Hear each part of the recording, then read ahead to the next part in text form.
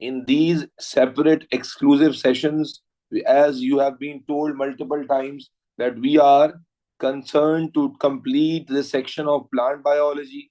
Number two, this time will be used on a regular basis for the past paper sessions. And later on, this time will not only be used for plant biology past papers, but for the chapters which you have already done. So this time will now be continuously used for the past paper review of those topics which have been done already. And therefore, I request everybody to start revising, because I hope that you guys are preparing well for your exams, coming exam. So revision आपका अच्छा हुआ होगा. तो अब meanwhile, अब जब तक हमारा syllabus चलेगा, session चलेगा, so this time slot will be used for the past paper practice. And not only this time, I'm also trying to make one more slot available, and that would also be announced very soon, inshallah, either on Monday or Wednesday. So once that slot will be announced, so you will be having 2 of your regular classes in a week, one exclusive 1 hour 30-minute session on Tuesday, and once more session of 50-55 minutes on either Monday or Wednesday. ठीक है जी. देखो मेरे बच्चे, सबके लिए, क्योंकि सारे बच्चे अलग अलग जगह पढ़ रहे होते हैं, तो सबके लिए तो मुमकिन नहीं है कि मैं सबकी कंसिडरेशन कर पाऊं. हाँ, मैक्सिमम बच्चों का क्लैश ना हो, ये मैं कोशिश कर पाऊंगा. और अगर क्लैश फिर भी हो रहा हो, तो बेटा फिर जाहिर है कि you have to get the backup, क्योंकि उस तरह फिर क्लास ही शेड्यूल नहीं हो पाती. खैर, तो अगर आप लोग को याद हो, लास्ट ट्यूसडे को जब हम मिले थे बेटा, तो we discuss past paper questions from chapter transport in plants, chapter nutrition in plants, and then coordination in plants. पिछली क्लास जब हमारी हुई थी, प्लीज मुझे जरा याद दिलाइएगा, पिछली क्लास में we managed to do MCQs from plant nutrition and transport in plants, and we did only one question of theory from the chapter coordination in plants. So because we had a very क्योंकि देखो मकसद मैं क्या बताता हूँ, what I always have believed as a teacher, and my students have proved that over the years, that once you understand and once you learn everything and you memorize the right concept, it is going to take a while to understand that what particular questions are primarily asked and what is the pattern of writing the answer. To crack the code, you just need to solve 3 to 4 questions with your teacher, and that's it. उसके बाद अगर आप average और above average student हैं, that should not bother you while you practice. ठीक है ना. तो मेरे बच्चे, आज हम लोग क्या करेंगे, today's session is divided into 2 parts. ये मैं ब्रीफ हमेशा शुरू में करता हूं, लेकिन मुझे पता है दरमियान में कोई बच्चा अचानक से आएगा, सर क्या बता रहे हैं, क्या पढ़ाई हो रही है. तो प्लीज जब ऐसा कोई हो तो आप एक दूसरे को गाइड कर दिया करें, ताकि क्लास का रिदम ना टूटे. तो आज भी मैं बेटा आपको coordination in plants, transport in plants और न्यूट्रिशन इन प्लांट्स से रिलेटेड एक एक दो दो थ्योरी के क्वेश्चंस कराऊंगा. ठीक है. एमसीक्यू तो हमने 10 to 15 कर लिए थे, तो हमें अंदाजा हो गया कि जाइलम के बारे में क्या सवाल आ रहा है, या जनाब अली क्लोरोफिल के बारे में क्या सवाल आ रहा है. ठीक है. तो ये सारी चीजें जो है वो हम ऑलरेडी डिस्कस कर चुके हैं. So coordination in plants, transport in plants और प्लांट न्यूट्रिशन से एटलीस्ट 1 to 2 क्वेश्चंस थ्योरी के आज हम करेंगे. अगर उसमें हमारा टाइम बच गया तो फिर हम इंशाल्लाह ताला सेकंड पार्ट में आपको प्लांट बायोलॉजी का जो लास्ट चैप्टर था, रिमेंबर हम लोग प्लांट बायोलॉजी के सेक्शन में 3 चैप्टर्स ऑलरेडी कर चुके थे, nutrition in plants, transport in plants and coordination in plants. तो अगर वक्त बच जाएगा तो we will begin. I'll give you the introduction of the last chapter from the plant biology section. That would be reproduction in plants. ठीक है. तो ये है आज का टारगेट. सही है जी. तो रिप्रोडक्शन इन प्लांट्स का इंट्रोडक्शन मैं दूंगा, इरादा मेरा यही है, और मेरी कैलकुलेशन में आखिर में 20-25 मिनट्स बचने चाहिए. तो उसके अंदर हम इंशाल्लाह रिप्रोडक्शन इन प्लांट्स का इंट्रोडक्शन देकर उसका काम शुरू कर लेंगे, और फिर reproduction in plants he continue करेंगे आने वाली क्लासेस में. मीनवाइल जो ये चैप्टर्स हैं, इनके आज जरा थ्योरी के क्वेश्चंस पर नजर डालते हैं. ठीक है जी. तो लेट्स डू दिस, बिस्मिल्लाह. तो मेरे बच्चे, ट्रॉपिकल रिस्पॉन्सेज यानी कोऑर्डिनेशन इन प्लांट्स का जो आप क्वेश्चंस कर रहे थे, एक क्वेश्चन तो मैंने आपको थ्योरी का उस दिन ऑलरेडी कराया था. ठीक है ना. और आपने देखा था कि उस थ्योरी के क्वेश्चन में प्राइमरीली बात हो रही थी ऑक्सिन के बारे में. और can you guys see my screen बच्चों? Can you guys see the past paper screen? Is the screen visible? Okay okay. तो बेटा लिसन नाउ वेरी केयरफुली. तो अब कोऑर्डिनेशन प्लांट्स ना कोई बहुत बड़ा चैप्टर तो था नहीं, तो आप क्या देखोगे, यू विल सी कि maximum number of questions will be related to auxin. So I request everybody कि अगर आपने चैप्टर अच्छे से रिवाइज नहीं किया हुआ है, if you haven't revise the chapter अच्छे से, तो what you should do that अपने नोट्स खोल के रख लो, ताकि जब मैं आपको समझा रहा हूं तो आपको ये ना लगे कि मैं कोई बाहर से बात कर रहा हूँ. You should be able to relate it कि ऑक्सिन क्या था, कहाँ बनता था, कहाँ जाता था, जियोट्रोपिज्म क्या था, फोटोट्रोपिज्म क्या था. तो आज मैंने इसमें से पर्टिकुलरली दो क्वेश्चंस निकाल के रखे हुए हैं जो थोड़ा सा आपको एक डिफरेंट एंगल देंगे. तो मैं इस टॉपिक में से दो थ्योरी के क्वेश्चंस आपके साथ करता हूं and then we will move to the next topic. ठीक है, ताकि हमारा रिव्यू हो जाए और उसके बाद फिर हम रिप्रोडक्शन इन प्लांट्स की तरफ चल सके. तो प्लीज एक बार आप मुझे बता दें, are you all with me, are you all ready to do the past papers with me now? चलें जी, गुड हो गया, good good good, very good. चलें जी, लेट्स डू दिस क्वेश्चन, क्योंकि उस दिन ऑक्सीजन वाला क्वेश्चन हम कर चुके हैं, तो ये सारे क्वेश्चंस में ऑक्सीजन रिपीट हो रहा है बार बार. So I am going to try some different question. In fact इस क्वेश्चन में भी जो आप देख रहे हैं इसमें ऑक्सीजन रिपीट हो रहा है. ठीक है जी, okay. The question is front of you. Plants are, this is a new type of question. तो इसके अंदर हार्मोन का रोल तो वही, ऑक्सीजन का रोल तो आएगा ही आएगा, लेकिन क्योंकि इस चैप्टर में हार्मोन के नाम पे ऑक्सीजन ही इंपॉर्टेंट है. ठीक है, लेकिन अदर देन दैट आपको यहाँ पर एक और नया कॉन्सेप्ट भी जानने को मिलेगा, जिसकी वजह से I am selecting this question.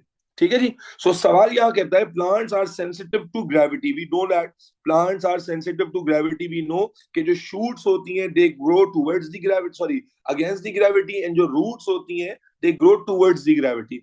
अब कहता है, explain the role of plant hormones in gravitropism. Plant hormone का रोल बनाना है कहां पर? ग्रेविट्रोपिज्म में. और मैं तुम लोगों को क्या बताया कि थ्योरी को क्रैक करने का बेस्ट तरीका क्या है, कि थ्योरी में you always look forward for the marks, ताकि आपको अंदाजा हो जाए कि आपका जो आंसर लिखेंगे वो कितना फैला कर लिखना है. देखो, इनफ स्पेस इज गिवन. कौन से हार्मोन की बात हो रही है मेरे बच्चे? कौन से हार्मोन की बात हो रही है?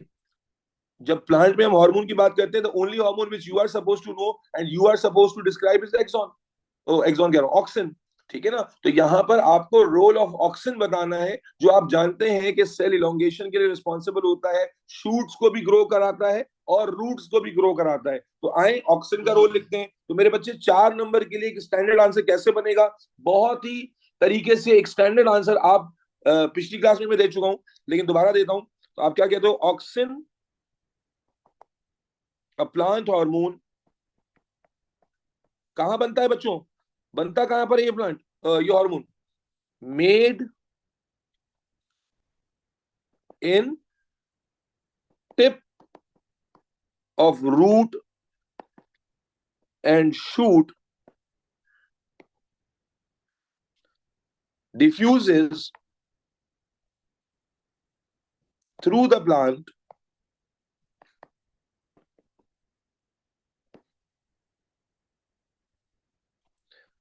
accumulates in different parts and cause cell, क्या करता है बेटा ऑक्सिन? सेल डिवीजन एंड, जी मेजर फंक्शन क्या होता है? सेल डिवीजन एंड सेल, बोलो, इलोंगेशन. विच कॉज, अब चूंकि उसने रोल किसमें पूछा था? ग्रेविट्रोपिज्म में ना. अब इसको रिलेट करोगे, which cause shoots to grow towards the gravity or against the gravity? To grow against gravity. चाहो तो ब्रैकेट में लिख दो, ये कौन सा ग्रेविट्रोपिज्म हुआ? नेगेटिव ग्रेविट्रोपिज्म हुआ. And roots to grow towards the gravity, which is what? Reference to positive gravitropism. ये याद रखें, स्टैंडर्ड आंसर हो गया ना. अब एक बार आपने इस आंसर की प्रैक्टिस की है, दैट्स इट, खत्म. गेम आपकी हाथ में आ गई. क्यों? क्योंकि ऑक्सीजन के बारे में every time that would be the same answer. अच्छा, बाद बच्चे वो सर्कुलेटरी सिस्टम का पूछ रहे हैं. अरे मेरे बच्चे, सर्कुलेटरी सिस्टम तो हमारी रेगुलर क्लासेस में चल रहा है बच्चे.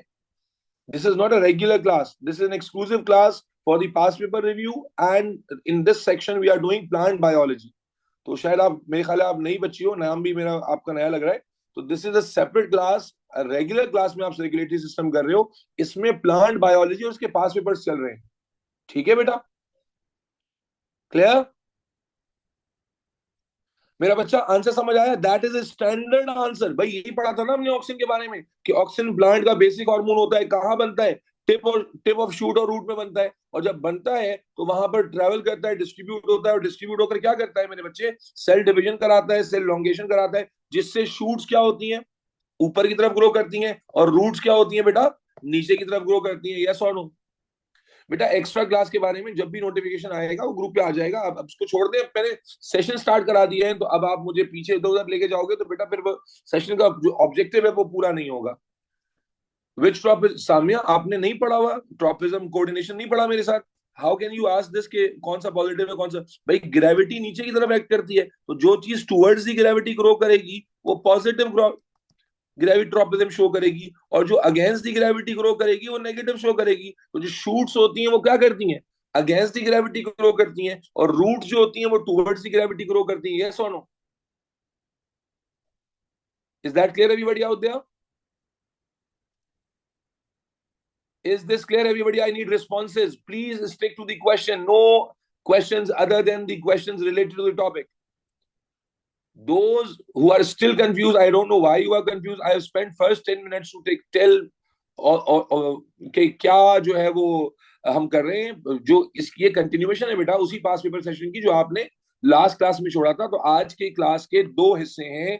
पहले हिस्से में we are going to continue the past paper theory वाले। लास्ट टाइम मैंने एमसीक्यू वाले कराए थे, तो थ्योरी वाले पास पेपर्स की कुछ हम प्रैक्टिस जो है वो गो थ्रू कर रहे हैं। किसकी? प्लांट बायोलॉजी की। प्लांट बायोलॉजी, प्लांट बायोलॉजी के सेक्शन से कुछ प्रैक्टिस कर रहे हैं। And then once we are done with 1 to 2 questions from each topic, we will move to the chapter of reproduction in plants. We will move to the chapter reproduction in plants. Is this clear everybody out there? मेरी आवाज आप लोगों को clearly आ रही है या नहीं आ रही बेटा? Is my voice lagging or not? Is my voice clear? Okay. I think मेरी स्क्रीन थोड़ी सी है ना स्लो काम कर रही है शायद, क्योंकि मैं स्क्रीन पे लिख पहले रहा हूं लेकिन आ बाद में रहा है थोड़ा सा। खैर, तो मेरे बच्चों, तो पास पेपर हम कंटिन्यू करते हैं। क्वेश्चन समझ आ गया? Let's look at the next question. This is a very good question. अब जो नेक्स्ट क्वेश्चन हम देख रहे हैं 2 मार्क का थ्योरी क्वेश्चन है, पार्ट बाय पार्ट डिवाइड हुआ है मेरे बच्चे। This is a very good question, क्योंकि कोऑर्डिनेशन प्लांट्स में यूजुअली ऑक्सीजन से ही रिलेटेड क्वेश्चन आएंगे, यूजुअली डायग्राम वाले क्वेश्चन आएंगे। तो कुछ ही नए क्वेश्चन हैं, तो जो नए क्वेश्चन हैं दोज आर मोर इंपॉर्टेंट। सवाल क्या है बेटा? देखो यहाँ क्या है, reflexes in animals are example of sensitivity. क्या हमने रिफ्लेक्सेस पढ़े हुए? यस और नो? रिफ्लेक्सेस हमने पढ़े थे भाई, कोऑर्डिनेशन इन प्लांट्स का चैप्टर हमने पढ़ा था। तो वहां हमने पढ़ा था कि रिफ्लेक्सेस क्या होते हैं? रैपिड एक्शन, जो रैपिड होते हैं, इनवॉलेंट्री होते हैं, है जी, ब्रेन को इन्वॉल्व नहीं करते हैं। याद आ रहा है? रिफ्लेक्स एक्शन वाज समथिंग जो कि हमने पढ़ा था कहां पर? कोऑर्डिनेशन इन मैन में, नर्वस सिस्टम के अंदर ये डिस्कशन हम पढ़कर आए हैं। तो ये भाई साहब क्या कहते हैं कि reflexes are in animals are example of sensitivity. Describe how reflexes in animals differ from sensitivity in plants. कह रहा है कि रिफ्लेक्सेस ऑफ एनिमल्स जो हैं वो कैसे डिफरेंट होते हैं सेंसिटिविटी इन प्लांट से। तो this is something new. New से मुराद, आपने ये क्वेश्चन यूजुअली रिपीट नहीं होता, तो मैं आपको समझाता हूं। देखो, प्लांट की सेंसिटिविटी क्या होती है? Response to stimulus. यस और no? What is sensitivity? Sensitivity response to stimulus. तो प्लांट के स्टिमुलाई कौन है? प्लांट के स्टिमुलाई होते हैं लाइट हो गया, वाटर हो गया, या ग्रेविटी हो गई। तो क्या मुझे बताओ, हाँ या ना में चैप्टर भी रिवाइज हो जाएगा कि क्या हमने चैप्टर में नहीं पढ़ा कि प्लांट लाइट के लिए रिस्पॉन्ड करता है, टुवर्ड्स द लाइट ग्रो करता है? यस और no?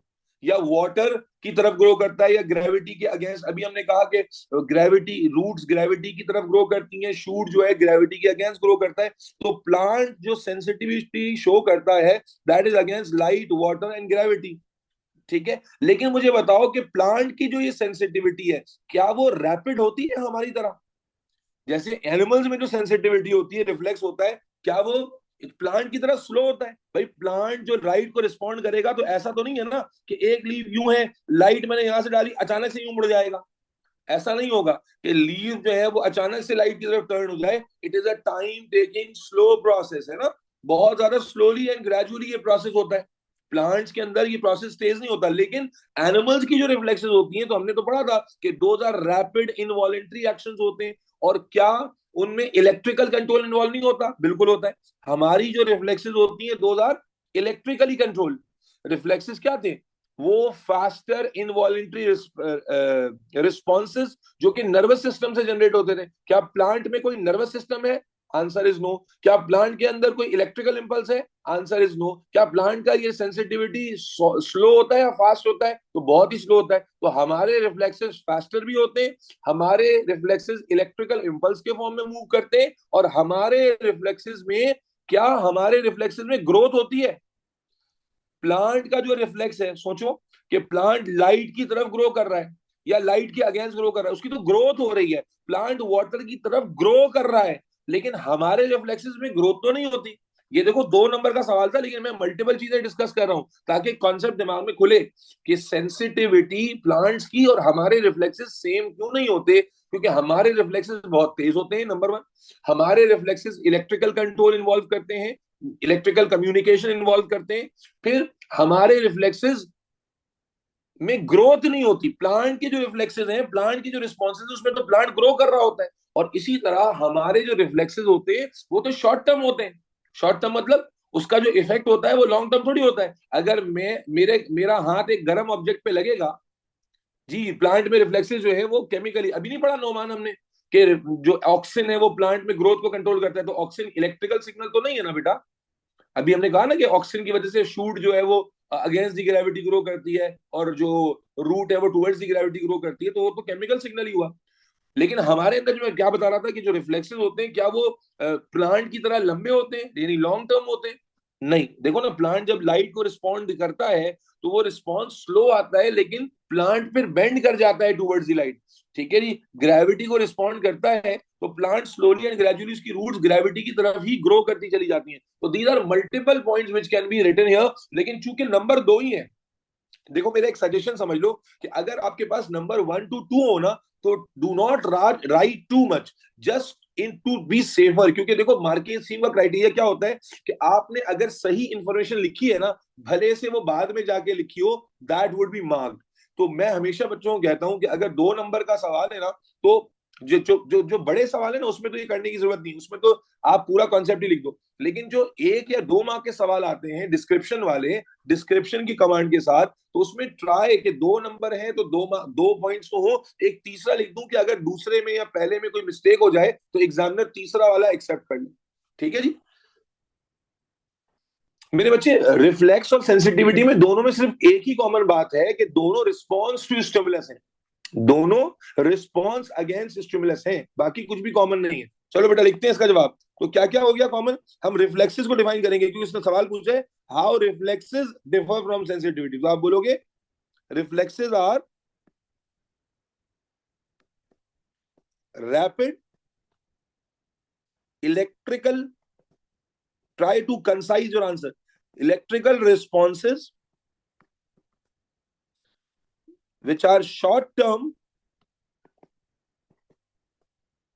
and are not responsible for growth। अब देखो, जब मैंने एक बार तुमसे डिस्कस कर लिया ना, तो मैंने उन सारे बातों को एक पैराग्राफ में एक ही जुमले में अरेंज करके लिखा। या तो मैं यूं लिखता कि reflexes are rapid, these are electrical responses, they do not result in growth, these are short term effect. यूं भी लिख सकता हूं मैं, चारों पॉइंट्स को अलग अलग करके भी लिख सकता हूं। ठीक है ना, that would also be acceptable.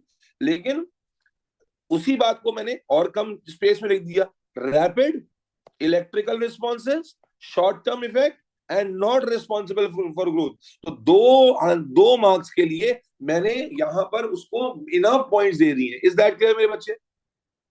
Sir तो ह्यूमंस की ह्यूमन में, प्लांट में लिखना, हमें प्लांट का लिखना है? नहीं मेरे बच्चे, डिस्क्राइब, सवाल क्या हुआ, अंग्रेजी नहीं पढ़ पाते हो क्या? Describe how reflexes in animals, सवाल क्या है? Describe how reflexes in animals differ from the sensitivity in plants. याद रखिए, जब दो चीजों का कंपैरिजन आता है तो कंपैरिजन के अंदर मेरे बच्चे आप क्या करते हो? कंपैरिजन के अंदर आप किसी एक पार्ट को पकड़कर डिस्क्राइब करते हो। व्हाट अबाउट मेरे बच्चे, दोज आर एडेप्टिव प्लांट्स, वो नॉर्मल प्लांट्स नहीं है। नॉर्मल प्लांट्स के अंदर जो है वो अब किसी और को नहीं बोलते ना, नॉर्मल प्लांट्स के अंदर या प्लांट के अंदर क्या इलेक्ट्रिकल सिग्नलिंग हमारी तरह होती है? सवाल नो। क्या नर्व होती है? नो। जब नर्व नहीं है तो क्या प्लांट के अंदर इलेक्ट्रिकल इंपल्स रन कर रही है? नो। प्लांट में अगर इलेक्ट्रिकल कम्युनिकेशन होती है तो वो भी आयोनिक लेवल पर होती है, which is not something at discussed at this level. तो प्लांट में इलेक्ट्रिकल कम्युनिकेशन तो नहीं है ना, इलेक्ट्रिकल का मतलब करंट इंपल्स, प्लांट में कोई इंपल्स नहीं होता। Is that clear? Yes Farham, जब हम कंपैरिजन कर रहे होते हैं बेटा, दिस इज इंपॉर्टेंट, जब हम कंपैरिजन कर रहे होते हैं ना तो हम दोनों बातों को बयान नहीं करते, याद रखें। This is the professional way to write an answer, कि जब उसने कहा एनिमल और प्लांट का डिस्क्राइब करें, तो once you know the answer you are not suppose to talk about both, just describe one in detail. और अगर आप दूसरे को भी कहो कि reflexes are rapid while plant sensitivity is slow, तो बात एक ही होती है, स्पेस खत्म हो जाती है। तो अगर मैं लिखता ना कि reflexes in animals are rapid but sensitivity in plant is slow, तो इससे दो नंबर नहीं मिलते, मुझे एक ही नंबर मिलता। Is that clear? So don't we have to conclude this with the while plants are slower but long-term responses which are chemically, बेटा आप समझे नहीं। सवाल था हाउ रिफ्लेक्सेस इन एनिमल्स, तो मैंने एनिमल्स वाला पार्ट डिस्क्राइब किया ना मेरे बच्चा। सवाल ये ओ लेवल्स के बच्चों में ना, जो मैं शुरू में भी बताया था कि एक बड़ा मसला ये होता है कि दे थिंक कि पेपर मुश्किल है because they don't have time to read question, and you all belong to English medium. You may have a better English accent and vocabulary than your teacher, but still जब सवाल होता है तो you are not able to break it. सवाल में यहाँ क्या लिखा हुआ है? Describe how reflexes in animals. देखो सवाल में ना कमांड्स आर देयर, और उन कमांड को समझना बेहतर होता है। और चूंकि कंपैरिजन था तो मैंने आपको बताया, या तो आप सिर्फ सेंसिटिविटी ऑफ प्लांट को डिस्क्राइब करते या सिर्फ आप रिफ्लेक्सेस को डिफाइन करते। तो which was easier to describe? Obviously reflexes को, आपने रिफ्लेक्सेस को चूज किया। क्लियर? याद रखें, आधा आंसर सवाल सही पढ़ने वाला बच्चा कर सकता है। जो सवाल सही नहीं पढ़ रहा है या सवाल अंडरस्टैंडिंग में गड़बड़ कर देना बेटा, फिर गड़बड़ हो जाती है। बस मैं अब इससे एक क्वेश्चन और करा रहा हूं, फिर मैं दूसरे टॉपिक पे चलूंगा, ठीक है? कोऑर्डिनेशन में ना वैरायटी ऑफ क्वेश्चन जो है वो बड़े मिनिमल है, और इसीलिए मैं कहता हूं कि अगर आप पास पेपर में थोड़ा टाइम दे देना बैठ के, तो इतना कोई रॉकेट साइंस नहीं है। And those who are trying to spend more time in revision and past paper practice are going to succeed, and those who are losing time or they are for example spending too much time in learning, not revising previous information, they are spending more time for example in only in reading or only in learning new topic, and they are not focusing in revision of the previous topic, they are going to have a very bad outcome. क्यों? क्योंकि जब उनको उनको लग रहा है कि उन्होंने किया है, पीछे का सब याद है, बट वो रिवीजन ना होने की वजह से वो इतना ज्यादा आपका कॉन्सेप्ट वीक हो चुका होगा कि you are not able to recall it straight away, और that is something you should avoid. चलिए ओके। नहीं मेरे बच्चे, प्लांट में जो सिग्नल्स होते हैं वो यूजुअली केमिकल होते हैं, ठीक है? तो सिर्फ ऑक्सीजन का सिग्नल नहीं होता। जब मैं चैप्टर पढ़ा रहा था मैंने कहा था कि प्लांट में बहुत सारे केमिकल सिग्नल्स हैं लाइक ऑक्सीजन। इसीलिए मैं कहता हूँ ना मेरी क्लासेस में हुआ करो, और क्लासेस में होने के बाद अगर याद नहीं आ रहा तो जूते खाने के हकदार हो, क्योंकि गला में वहां भी फाड़ू और यहाँ भी फाड़ू। दिस इज नॉट फेयर बेटे। जब आप क्लास में मौजूद नहीं थे, that is again not fair. अगर क्लास में मौजूद थे, याद नहीं है, because when I am teaching I know okay what are the aspects going to be asked in exam, and that is why I want to my students to prepare for that knowledge. Why the hell we are trying to cover everything in detail for this particular time, कि जब आपके पास question आए तो आपके पास आगे पीछे की सारी इंफॉर्मेशन हो, and that is why past paper session for those students who have not revised everything properly is not going to be fruitful। ठीक है जी? चलिए नेक्स्ट क्वेश्चन देखते हैं, and then we'll move to the next topic। Next question देखते हैं मेरे बच्चे। Plants are sensitive to gravity, ठीक है जी? Plants are sensitive to gravity, ये वो बता रहा है। ग्रेविट्रोपिज्म enables plant to survive in their environment। ग्रेविट्रोपिज्म enables plant to, what is ग्रेविट्रोपिज्म बच्चों? अगेन फिर से रिवीजन करते जाओ, व्हाट इज ग्रेविट्रोपिज्म? व्हाट इज ग्रेविट्रोपिज्म बच्चों? Response of plant, response of plant, response of plant to what?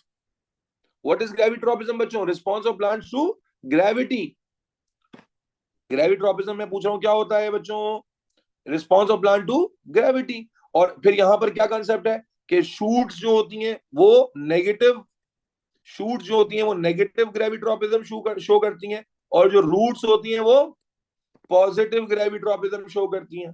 ठीक हो गया।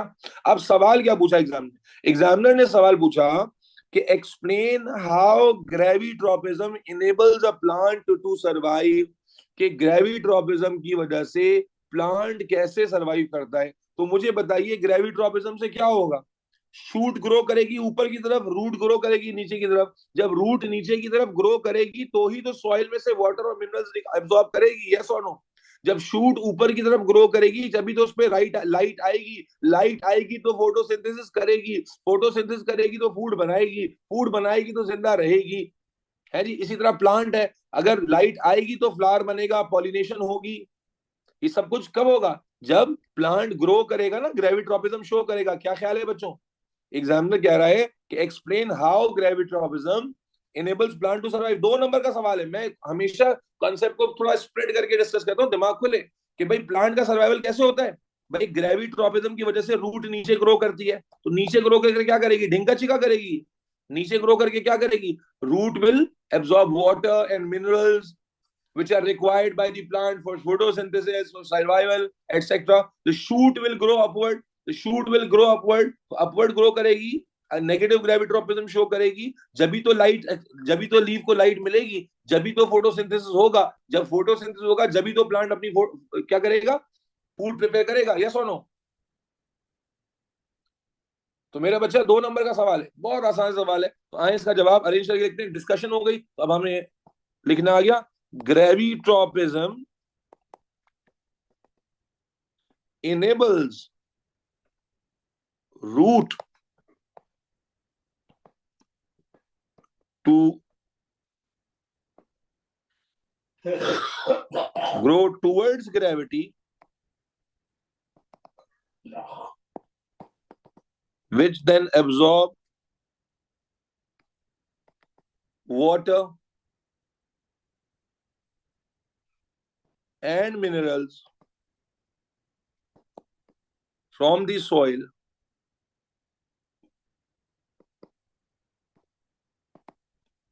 required by the plant। ये हमने रूट का एक इंपॉर्टेंस लिखा है, ये इसमें 1 नंबर मिला। फिर it also enable shoot to grow above the ground, go up, grow up or grow above the ground, which allow them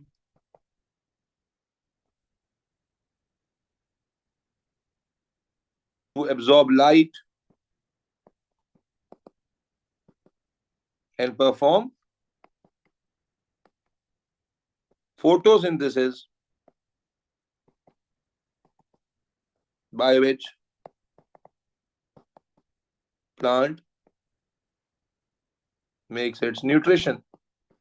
तो आपने पूरे कंसेप्ट को जो आपके दिमाग में बिल्कुल रॉक सॉलिड बैठा हुआ था, you have read the question, you have, देखो याद रखना एग्जाम में ना ऐसा नहीं होता कि आप लिखना शुरू कर दो फिर बाद में सोचो कि क्या करना है। आपको क्या करना होगा, पहले सोचना होगा कि मैं क्या लिखूंगा, और फिर उसको एक पैरा में या पॉइंट्स में, you can write in para as well as in points. जब ज्यादा बड़े सवाल हो, लेकिन listen very carefully, this is a very important exam trick. जब कोई बड़ा सवाल कर रहे हो 4-5 मार्क का, try to write point by point. ठीक है जी हाँ बेटा, नेगेटिव और पॉजिटिव बिल्कुल मेंशन कर सकते हैं फरहान। और अगर कोई छोटा सवाल कर रहे हैं तो फिर try to write in simple paragraph. ठीक है, और अगर उसमें भी पॉइंट कर लो कोई मसला नहीं है, लेकिन पैराग्राफ ज्यादा बेहतर रहता है। अगर 4-5 नंबर का कोई सवाल कर रहे हो, always try to go point by point, line by line, point by point. ठीक है जी, बिल्कुल बेटा बच्चा, आप इसका टुवर्ड्स दी ग्रेविटी या अगेंस्ट दी ग्रेविटी कोई आ गया ना, ऑल्टरनेटिव आ गया, आप उसको बिल्कुल लिख सकते हो। आपने अबव के आगे क्या लिखा है, अबव द ग्राउंड, अच्छा ग्रुप लिख दिया वो गलती से, अबव द ग्राउंड है। आपको फोकस किस पर करना है मेरे बच्चे, आपको फोकस करना है इस बात पर कि आपसे सवाल जो पूछा गया था, अगर आप एग्जामिनर होते तो क्या आप इस जवाब को एक्सेप्ट करते हैं? बिल्कुल। आपसे कहा गया ना प्लांट का सर्वाइवल कैसे हो रहा है, और ग्रेविट्रोपिज्म से लिंक करना है, तो ग्रेविट्रोपिज्म के दो ही एस्पेक्ट है कि एक ग्रेविट्रोपिज्म का एस्पेक्ट क्या होता है कि वो रूट को नीचे और शूट को ऊपर, उससे रिलेटेड क्या आता है, रूट जब नीचे ग्रो करेगी तो जनाब वाटर मिनरल एब्जॉर्ब करेगी, शूट जब ऊपर ग्रो करेगी तो फोटोसिंथेसिस में काम आएगी। बुलेट पॉइंट में आंसर के बारे में क्वेश्चन के करें बड़े क्वेश्चंस। जी Varisha Adnan, it is a myth, and मैंने शायद तुम लोग को असेसमेंट वर्कशॉप के बाद ही बताया था कि इट वाज, नहीं नहीं नहीं, ये अहमद तला, आई एम वेरी, मैं ये बहुत ऑथेंटिसिटी के साथ आपको ये बात बता रहा हूँ, दिस इज टोटली कंसिडर्ड, अगर पहले होगा तो था, we use to tell this कि try to write it in paragraph, लेकिन ये बात मैंने असेसमेंट वर्कशॉप जो इसी साल हुई थी तो मैंने उसके बाद भी बताया था कि it was discuss that encourage your students to write point. अच्छा, पॉइंट बाय पॉइंट का मतलब ये नहीं होता कि आप ये पॉइंटर लगाएं ये पॉइंटर लगाएं, ये मतलब नहीं है। पॉइंटर बाय पॉइंटर का मतलब ये, आपने एक स्टेटमेंट लिखी, यहां खत्म हुई, फिर यहां से आपने दूसरी स्टेटमेंट लिखी, फिर यहां से आपने तीसरी स्टेटमेंट लिखी, फिर यहां पर खत्म हुई, यहां से इस तरह से पॉइंटर्स आके एग्जामिनर को लाइन बाय लाइन समझ आए कि आपने क्या लिखा है। ठीक है, तो ये ट्रिक बहुत अच्छी रहती है जब आप बड़े क्वेश्चंस कर रहे होते हैं, क्योंकि ये एग्जामिनर के लिए मार्किंग को इजी बना देती है। ठीक है जी। नहीं मेरे बच्चे, आप लोग पता नहीं इतने डरे हुए क्यों है, मुझे समझ नहीं आता। इतना डर के एग्जाम में जाओगे फिर तो कुछ भंडी मार के आओगे। ठीक है बेटा, असेसमेंट वर्कशॉप बच्चों के लिए नहीं होती, टीचर्स के लिए होती है। आप उसको वो हमारे टीचर्स के लिए होती है जो कैम्ब्रिज रजिस्टर्ड टीचर्स हैं। ठीक है मेरा बच्चा, तो हमने क्या कहा था, देखो सवाल वही था कि explain how gravitropism enables plant to survive. तो मैंने क्या कहा, ग्रेविट्रोपिज्म का ताल्लुक किन चीजों से है बेटा, दो चीजों से, कि रूट को ये डाउनवर्ड ग्रो कराता है और शूट को, बोलो बेटा, अपवर्ड ग्रो कराता है। शूट जब अपवर्ड जाएगी तो क्या फायदा होगा उसको, लाइट एब्जॉर्ब करेगी, जिससे क्या फायदा होगा, फोटोसिंथेसिस कर पाएगी जो सर्वाइवल के लिए जरूरी है। रूट जब नीचे जाएगी तो क्या होगा, वाटर और, बोलो, मिनरल्स को एब्जॉर्ब कर पाएगी जो कि प्लांट को अपनी सर्वाइवल के लिए चाहिए होंगे। Is that clear everybody? Is that clear everybody out there? Am I audible? Hello? Okay, तो दीज वर फ्यू क्वेश्चंस, क्योंकि इसमें ज्यादा वैरायटी नहीं है, तो without wasting time let's move to the second topic, I mean जिसके हमने MCQ किए थे पिछली क्लास में, इफ यू रिमेंबर। ठीक है, now let's see some theory questions. ठीक है, let's see some theory questions. Now the topic we are going to look is again a topic from plant biology. ठीक है, and that is the topic of nutrition in plants. तो अगर आप बच्चों ने revision नहीं की हुई है, जो कि करनी चाहिए थी, तो अपने अपने नोट्स में प्लीज न्यूट्रिशन इन प्लांट्स खोल लीजिए, ताकि जब मैं आपके साथ डिस्कशन कर रहा हूं तो कोई चवल ना मारे कि सर ये वाली बात हमें याद नहीं आ रही, क्योंकि जो चीजें हम डिस्कस कर चुके हैं those are suppose to be replied by you. ठीक है, कुछ नया आएगा तो वहां पर मैं आपको बताऊंगा, तो अपने पास खोल के रखें, ताकि देखो this is very important to develop confidence कि टीचर के साथ जब आपने पढ़ा था तो वही पढ़ी हुई चीजों में से आंसर आता है। ये कॉन्फिडेंस डेवलप करना जरूरी है, और ना ही हम उस तरह कर रहे हैं कि छोड़ छोड़ के कर रहे हैं, ये छोड़ दिया उसको, हम तो ज्यादा डिटेल करने की वजह से परेशान होते हैं कि ज्यादा डिटेल है। खैर, तो मेरा बच्चों सवाल देखते हैं, सवाल आप सबके सामने, are you all with me, please give me yes और no. Let's begin the next question, nutrition in plants. Okay, beta. The photograph below is a scanning electron micrograph of a vertical section through the part of the leaf. This is important. ठीक है जी, leaf of a broad bean plant. अब आप रोना डाल दें कि sir broad bean plant तो पढ़ाया नहीं, अबे लीफ तो पढ़ाया है ना, लीव तो पढ़ा है, लीव का डायग्राम है, और अगर आप डायग्राम देखेंगे तो वैसे ही समझ आ जाएगा कि डायग्राम में क्या चल रहा है। तो इसमें वाजे तौर पर क्या दिखाया है यहाँ उसने, ये देखिए डायग्राम, बड़ी अच्छी डायग्राम है, हाई क्वालिटी डायग्राम है। क्या दिखाया हुआ है उसने, एयर स्पेसेस दिखाई हुई है। क्या दिखाया हुआ है भाई साहब, एयर स्पेसेस दिखाई हुई है ना, लेबल किया हुआ है, और लीव का डायग्राम है, इधर ए है, इधर बी है, इधर सी है। सवाल क्या कह रहा है, explain why there are many interconnecting air spaces within the leaf. हाँ भाई, एयर स्पेसेस क्यों होती हैं, एयर स्पेसेस का क्या काम होता है, कह दो कि तुम्हें कुछ नहीं पता, तुम गधे हो एक नंबर के। एयर स्पेसेस का क्या काम होता है भाई, what is the role of air spaces, air spaces किस चीज में काम आती हैं। सबसे पहला रोल जो आपने चैप्टर में पढ़ा है वो क्या है, बेटा वाटर इवेपोरेट होकर इन्हीं एयर स्पेसेस में आता था, हाँ ना में जवाब देते जाना। वाटर एयर इवेपोरेट होके इन्हीं स्पेसेस में आता था और इन्हीं के थ्रू डिफ्यूज होके गार्ड सेल से बाहर निकलता था। प्रोसेस को क्या कहते थे? ट्रांसपाइरेशन। इसी तरह जब ऑक्सीजन को रिलीज करना होगा, ऑक्सीजन को बाहर फेंकना होगा, वो भी इन्हीं एयर स्पेसेस से होके जाएगी।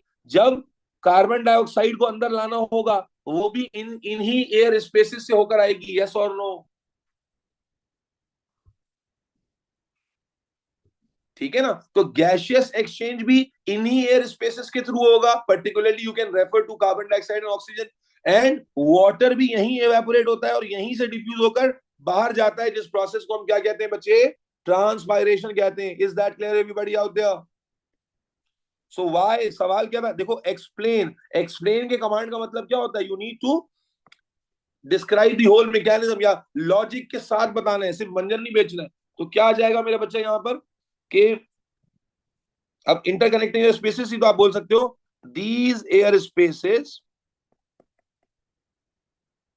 Are used for the exchange of gases, that is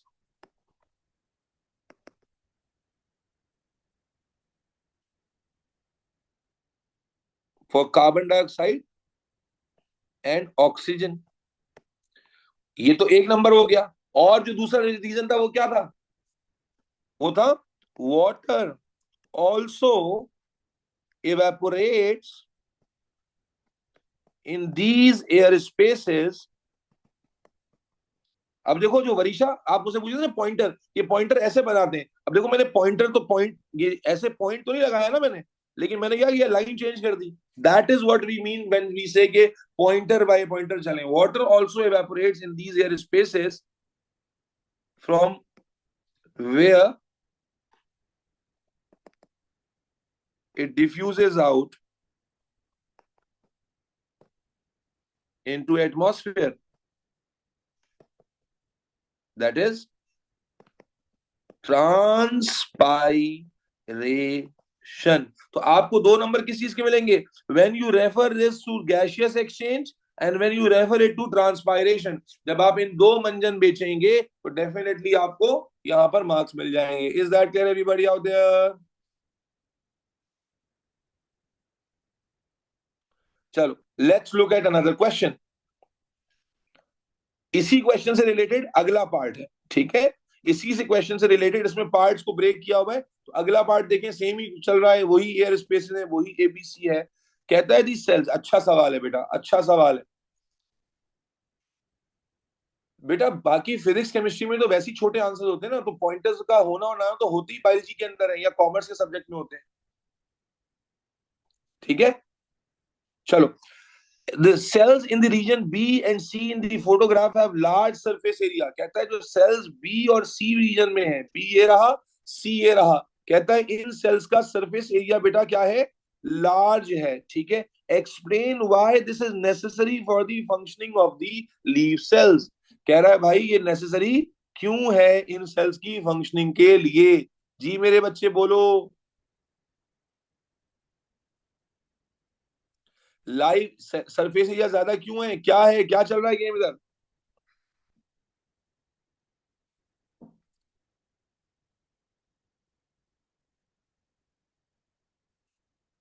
hello, am I Audible?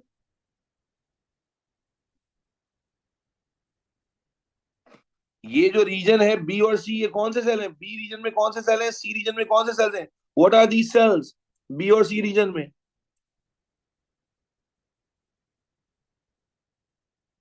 पहली से तो पहली set cells mesophyll cells. Be safe just say them mesophyll cell. अभी जो मीजोफिल सेल्स हैं ये किसमें पार्टिसिपेट करते हैं? फोटोसिंथेसिस में और ट्रांसपिरेशन में। देखो मुझे सवाल को ब्रेक करने दो, सवाल को ब्रेक करने दो ताकि तुम्हें गड़बड़ ना कर दो तुम लोग। कि मुझे उसने पूछा कि explain why this is necessary. क्या नेसेसरी?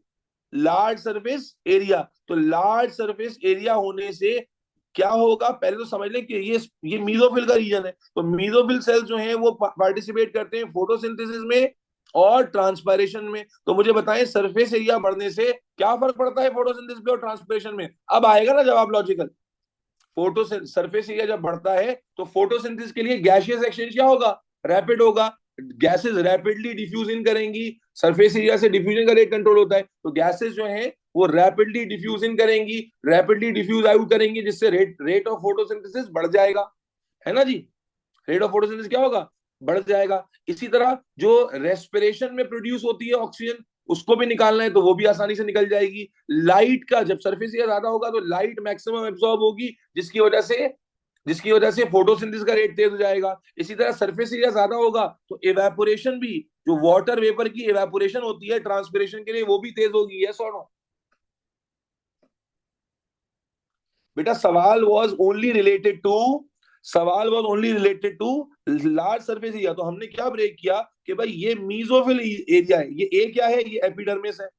ए क्या है, एपिडर्मिस है। तो उसने कहा कि बी और सी का सरफेस एरिया लार्ज है, तो लार्ज सरफेस एरिया से किस चीज पे इफेक्ट पड़ेगा, तो हमने मीजोफिल सेल्स के, वरीशा आयु विद मी, मीजोफिल सेल्स के हमने फंक्शंस रिकॉल किए। तो मीजोफिल सेल्स के फंक्शन में क्या गेम आई कि भाई वहां पर फोटोसिंथेसिस होनी है, तो लार्ज सरफेस एरिया से फोटोसिंथेसिस में क्या फर्क पड़ता है कि जो गैसेस की डिफ्यूजन है वो बहुत तेज होगी, रैपिडली गैसेस अंदर आएंगी, रैपिडली गैसेस बाहर जाएंगी।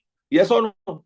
यानी कौन सी गैसेस, कार्बन डाइऑक्साइड, ऑक्सीजन। और उससे क्या होगा, रेट ऑफ फोटोसिंथेसिस बढ़ जाएगा। फिर लाइट भी ज्यादा एब्जॉर्ब होगी, उससे भी रेट ऑफ फोटोसिंथेसिस बढ़ जाएगा। इसी तरह वाटर जो है वो भी इवेपोरेट होगा ज्यादा तेज, जब सरफेस एरिया ज्यादा होता है तो हमने पढ़ा था ना ट्रांसपिरेशन बढ़ जाती है, तो वाटर भी तेजी से इवेपोरेट होगा, इवेपोरेशन तेजी से होगी, जिससे रेट ऑफ ट्रांसपिरेशन भी हायर हो जाएगा। तो what is the benefit of having large surface area, that rate of photosynthesis will increase because more light will be absorbed and rapid diffusion of gases will take place. Yes or no? Rapid diffusion of gases will take place both for photosynthesis and even for respiration. photosynthesis और respiration दोनों के लिए gases बहुत तेजी से diffuse करेंगी। क्या ख्याल है? और इसी तरह इवेपोरेशन भी तेजी से होगी, रेट ऑफ इवेपोरेशन बढ़ेगा, तो इवेपोरेशन बढ़ने की वजह से रेट ऑफ ट्रांसपायरेशन बढ़ जाएगा। डज दिस मेक सेंस बच्चों?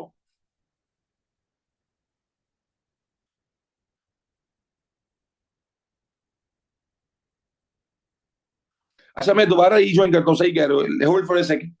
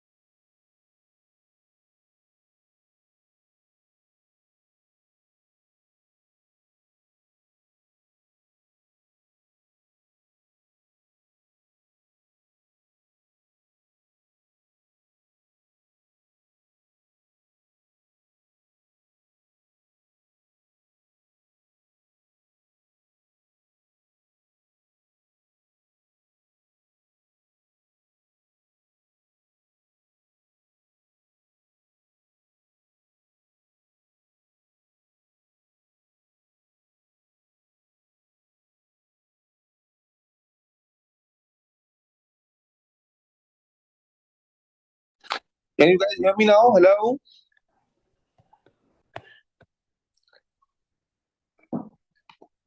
अच्छा वो मैंने बताया ना मेरी स्क्रीन लैग कर रही थी, तो I was trying to rejoin ताकि वो स्क्रीन लैगिंग का मसला ना आए। ठीक है, तो तुम लोग परेशान क्यों हो जाते हो 2 मिनट में? हाँ जी। आई होप कि स्क्रीन अब नहीं, स्क्रीन में थोड़ा सा ना डिले आ रहा है। अब मेरी वॉइस क्लियर आ रही है तुम लोगों को? मेरी वॉइस मेरे ख्याल क्लियर है, लेकिन स्क्रीन की जो राइटिंग है ना उसमें कुछ सेकंड्स का डिले है।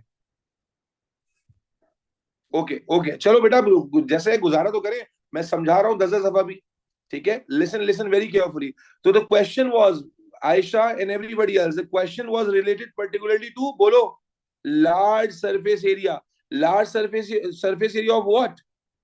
Of these mesophyll cells. तो हमने क्या कहा? Mesophyll cells are primarily involve in photosynthesis, and जाहिर है हर सेल में रेस्पिरेशन भी होती है, और इसी तरह they are also involve in transpiration.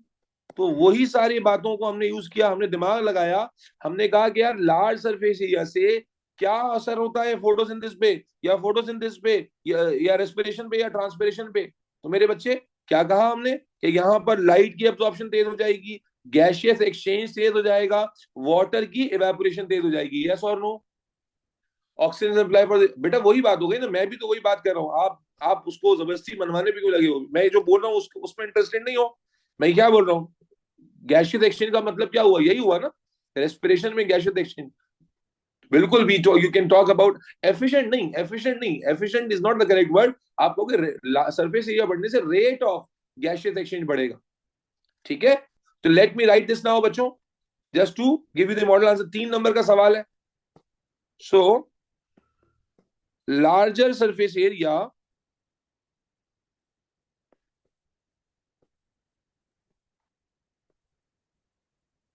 allow rapid exchange of gases for respiration and even photosynthesis.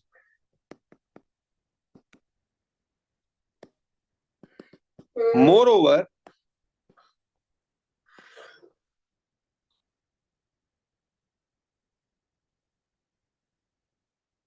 moreover, it increases absorption of light, which also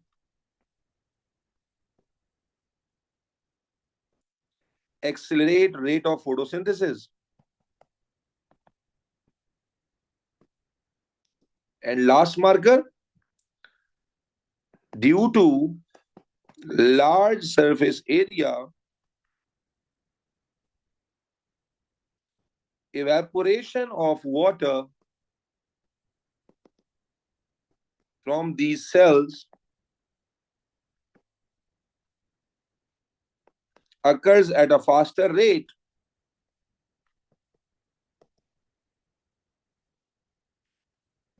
which increase transpiration. बेटा कंसेप्ट समझ में आ गया? देखो, आंसर छापने का कोई मकसद नहीं है, असल कंसेप्ट समझने का मकसद है कि भाई सरफेस एरिया से क्या चीजें इफेक्ट होती हैं, हमने उनके बारे में बात कर ली। Is that clear everybody out there? चलें जी, let's move to the next question now. Last point explain. मेरा बच्चा, सरफेस एरिया क्या कर रहे हो बच्चा? सरफेस एरिया जब ज्यादा होता है तो क्या हमें नहीं मालूम उससे rate of evaporation of water तेज हो जाता है और रेट ऑफ ट्रांसपिरेशन तेज हो जाता है? This is what we have written, that due to large surface area evaporation of water from these cells occur at a faster rate, which increases transpiration. Diffusion occurs in mesophyll cells. ये देखो, extra information तो कुछ भी बता सकते हो ना, extra लिखने के मार्क कटेंगे नहीं, लेकिन जो बात आपने लिखनी थी और नहीं लिखी उसके मार्क कटेंगे। फॉर एग्जांपल सरफेस एरिया के ऊपर इंपॉर्टेंस थी, आपने ये मेंशन ही नहीं किया कि रेट ऑफ डिफ्यूजन इससे बेहतर हो रहा है या रेट ऑफ गैसियस एक्सचेंज बेहतर हो रहा है, और उसकी जगह कोई इंफॉर्मेशन लिख दी, तो फिर वो तो एक्सेप्टेबल नहीं होगा ना। थर्मो रेगुलेशन, देखो that is again, thermo regulation के बारे में कोई लिखते तो वो सेकेंडरी टू ट्रांसपायरेशन ही तो है।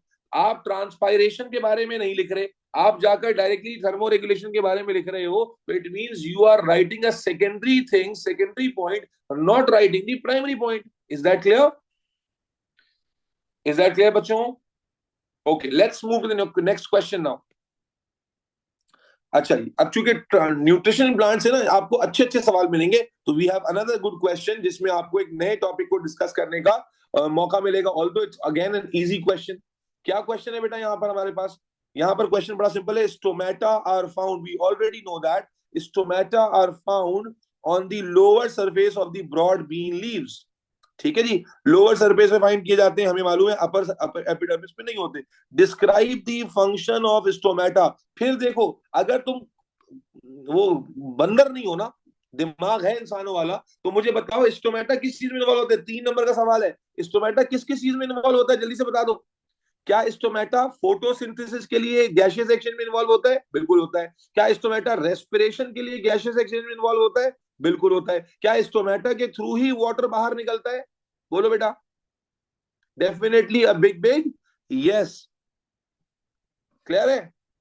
तो do we already know this answer कि भाई स्टोमेटा का फंक्शन क्या होता है? टू अलाउ, अब याद करो ना, to allow gaseous exchange for respiration, to allow gaseous exchange for photosynthesis, to allow movement of water vapours in process of transpiration. ये आपको किसी का माई का लाल नंबर काट ले इसमें से आपका।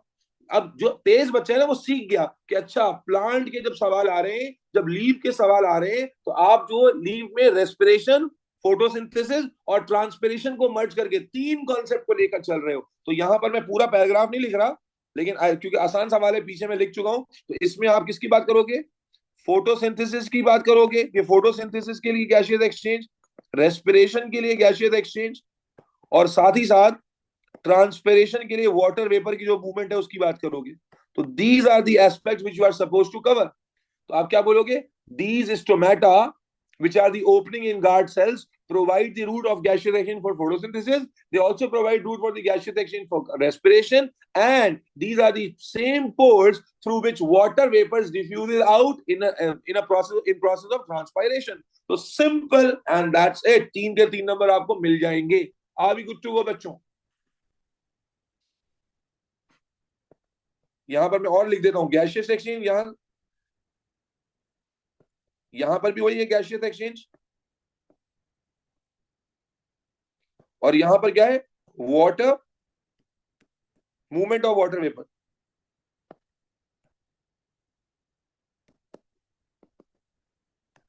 Movement of water vapour. चलो, लेट्स लुक अनदर क्वेश्चन। देखो, जो डायग्राम वाले क्वेश्चन आते हैं ना, यूजुअली इसमें बच्चे फंस जाते हैं। So transpiration can be maintain, transpiration stream नहीं, जहां जरूरत नहीं है ना बेटा, देखो ना, सवाल देखा करो ना बच्चा। तुम लोग सवाल क्यों नहीं पढ़ते हो? Describe the function of stomata. अभी वो ट्रांसपिरेशन का मूवमेंट या मैकेनिज्म पूछता तो हम बता देते। आप ये देखा करो ना मेरा बच्चा, सवाल से ही जवाब का समझ आएगा। मैं बार बार कहता हूँ, हमारे बहुत ज्यादा बच्चों को ओ लेवल्स में क्या होता है, जल्दबाजी का एक बहुत बड़ा सुलेमानी कीड़ा होता है। तो दे आर जस्ट इन अ हरी कि बस लिख दे आंसर। अरे भाई, थोड़ा समझ के पढ़ो यार। चलो, okay, now we have another photograph. The image in a photograph of a part of the, okay, okay, चलो भाई, सवाल अभी आपकी स्क्रीन पे लैग हो रही है, अभी सवाल ये आ गया इसका। The image is a photograph of part of the upper surface of the leaf, upper surface of the leaf। ये उसने बता दिया कि ये जो क्या है, पार्ट है, ये अपर सरफेस का है। तो अपर सरफेस का मतलब, अगर ये लीव है तो आप यहाँ ये वाली सरफेस, अपर सरफेस को देख रहे हो। कहता है state the name of the tissue shown in the photograph. हाँ जी, कौन सा टिश्यू नजर आएगा अपर सरफेस से आपको? ये कौन है जो क्यूटिकल लिख रहा है? ये क्यूटिकल लिखने वाले कौन है भाई? This is upper epidermis. Tissue लिखा हुआ है उसने, उसने कोई लेयर नहीं लिखी हुई है, उसने कोई कंपाउंड नहीं लिखा हुआ है। This is upper epidermis. ठीक है, तो ऑलवेज मेंशन, क्योंकि अपर सरफेस है, तो मेंशन एपिडर्मिस, क्योंकि उसने अपर मेंशन कर दिया था। अगर उसने अपर मेंशन नहीं किया हुआ होता तो फिर आप पूरा लिखते कि ये अपर एपिडर्मिस है। ठीक है, तो दिस इज एपिडर्मिस। बेटा क्यूटिकल तो देखो ना, जिन जिन बच्चों ने क्यूटिकल लिखा है उनसे मैं कहता हूं कि भाई ये एपिडर्मिस हुआ करती थी। क्यूटिकल तो इसके ऊपर वैक्सी लेयर है ना, वो टिश्यू कह रहा है, आप टिश्यू के जवाब में क्यूटिकल लिख रहे हो। तो अब ये किसकी गलती हुई?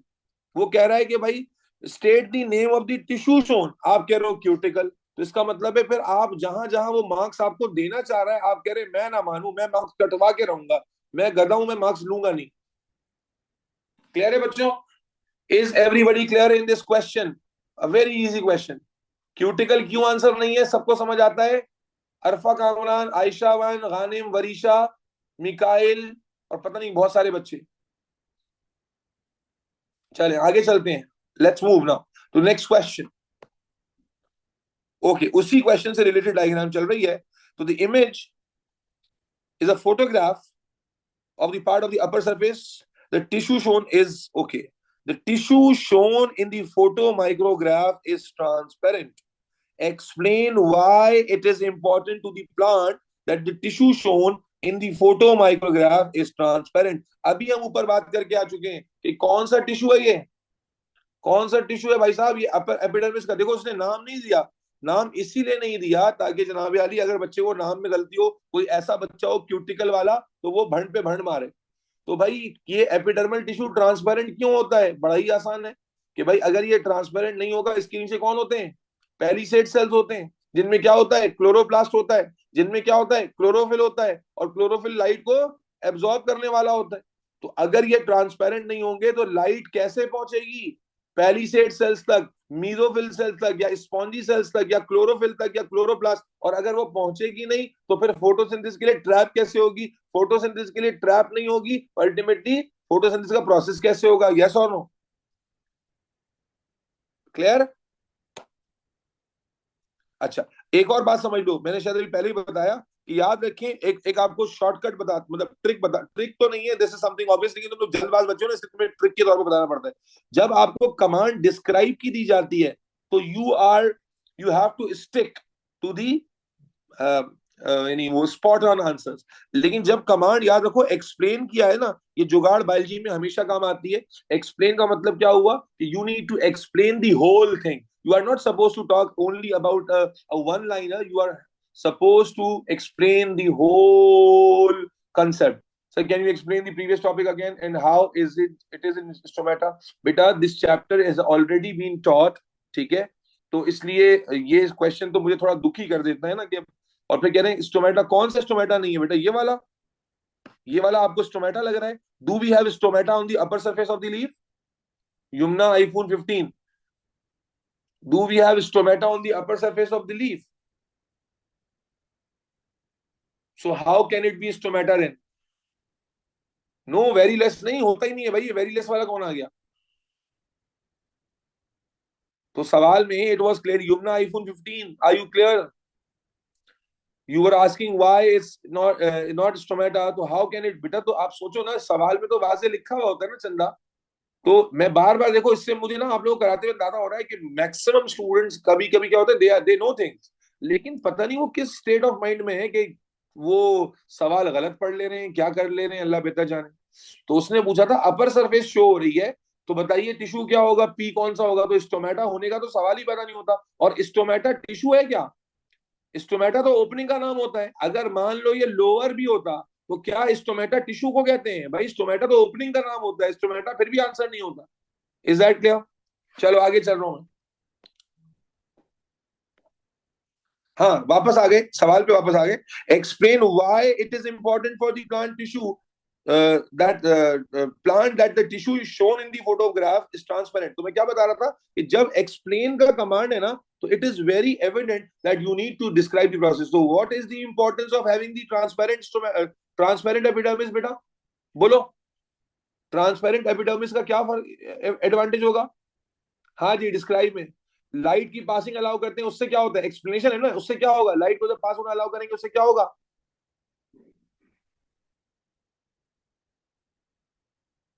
बोलो, लाइट को जब अलाउ करेगा पास करने के लिए उससे क्या होगा बच्चों? लाइट जाएगी, कौन एब्जॉर्ब करेगा? मीजोफिल सेल के क्लोरोप्लास्ट का क्लोरोफिल, और फिर इस लाइट एनर्जी को फोटोसिंथेसिस के लिए यूज किया जाएगा. तो पूरा जवाब लिखोगे ना बेटा? लिखो, क्या लिखते हैं हम? These transparent cells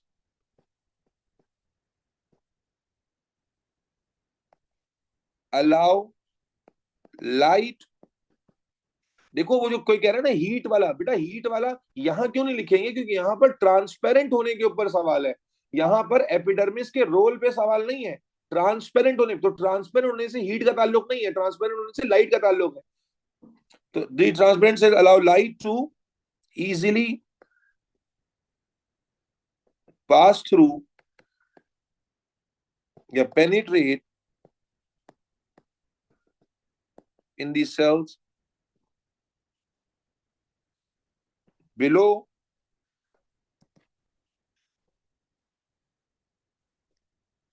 where chlorophyll of chloroplasts absorb this light energy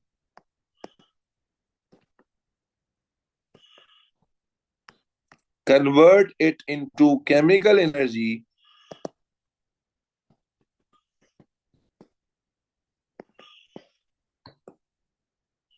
which is used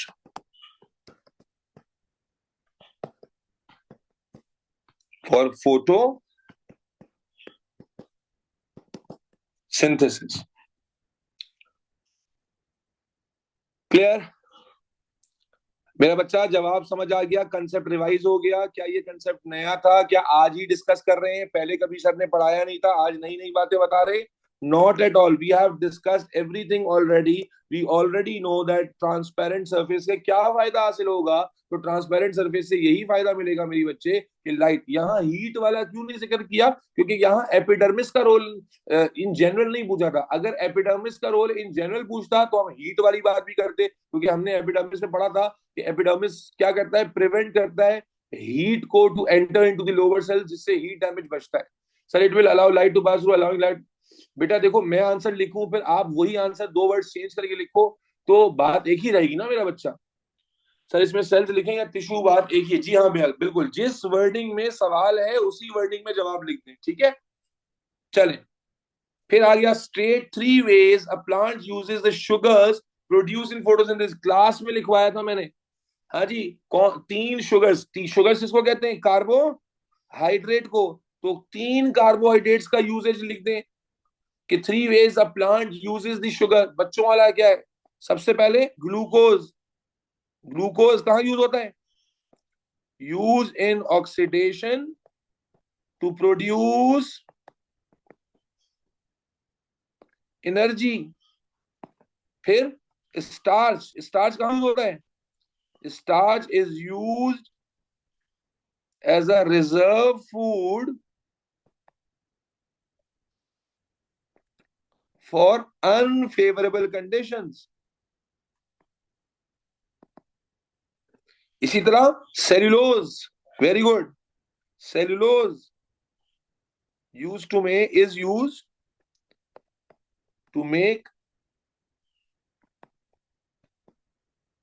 cell walls. Is this clear बच्चों? Cellulose is used to make cell walls. Simple, easy peasy. चलो, water is one of the raw material बच्चों। water is one of the raw materials needed for the production of sugars in photosynthesis। बेटा 3 ही लिख रहे थे चंदा, अब क्या 4-6 लिख दूं? क्या करो, नींद आना शुरू हो गई लगा तुम लोगों को। 3 1 2 3 करके लिखे हुए थे तो सुक्रोज का आप लिखते हैं। सुक्रोज मैंने क्लास में लिखवाया था ना। सुक्रोज में क्या करते हैं? Sucrose is the form in which carbohydrates are transported from source to sink. Carbohydrate को एक जगह से दूसरी जगह ट्रांसपोर्ट करना हो तो करना है। अच्छा, यहां पर देखो अगला सवाल आ रहा था। अच्छा, water is one of the raw materials needed for the production of sugars. भाई शुगर क्या होता है? कार्बन, हाइड्रोजन और ऑक्सीजन। तो कह रहा है वाटर चाहिए, तो वाटर क्या करता है? हाइड्रोजन प्रोवाइड करता है। कहता है state the name of other raw material needed for photosynthesis. दूसरा रॉ मटेरियल बताइए जो फोटोसिंथेसिस के लिए चाहिए। कौन सा लिख के आओगे? वो कोई मिनरल लिख रहा था। ये कौन अकलमंद था जो मिनरल का जवाब दे रहा था? ये किसी अकलमंद ने भी मिनरल भी लिखा था ना कमेंट में। It would be carbon dioxide.